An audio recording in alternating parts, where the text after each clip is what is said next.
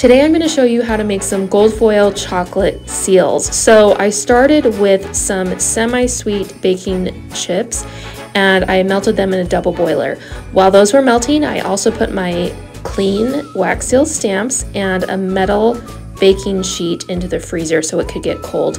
So here's the melted chocolate. I'm putting it on some Saran Wrap in an oblong shape and I'm gonna roll it up and I'm gonna twist it. I learned this when I worked in a cookie shop.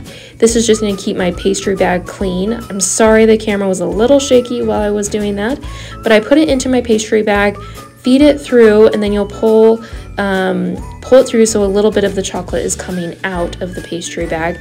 And then what you need to do is just use like a rubber band or an elastic, and you're gonna tie off the top so nothing's coming out the top.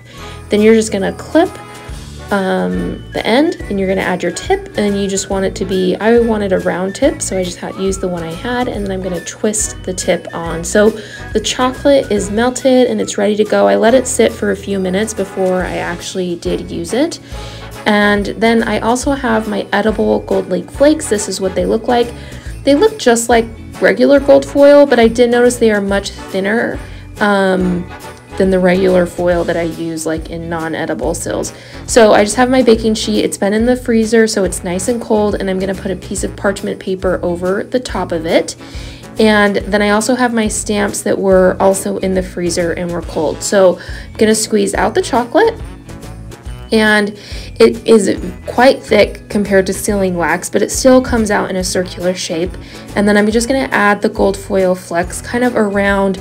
I usually did like 2 or 3 little sections of it and place that around. And then I'm using my cold stamp. This is the pine cone stamp that's new to my shop for the holiday collection. And then I'm just gonna press it. And then from here, I need to let it cool. And I went ahead and did this. I ended up doing it with 6 different stamps. And of course, before I did any of this, I washed all of my stamps and dried them before I put them into the freezer. But you can see I'm just going through, doing one by one. The other nice thing about chocolate is that it doesn't cool as fast. Where sealing wax, you need to press it almost immediately. This, I did not feel rushed. There was plenty of time to like put the gold foil in, and it's still plenty warm to be able to press.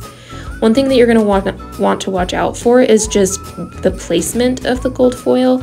On a couple of mines, I got my placement a little bit off, and so it covered up a little bit of the design. So kind of plan it around the design that you're pressing so that you don't get foil that covers up any portion of it.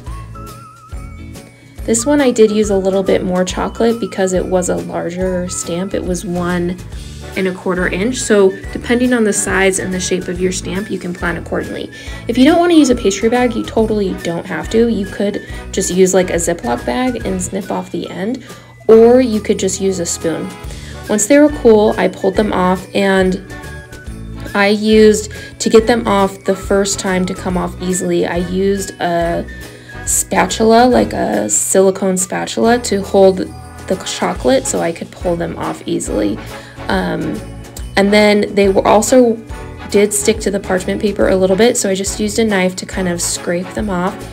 And then I did put them back in the freezer again. I think the key with working with chocolate is keeping it cold. But these were such a fun little project. I love how they turned out. Definitely follow along for more wax seal ideas.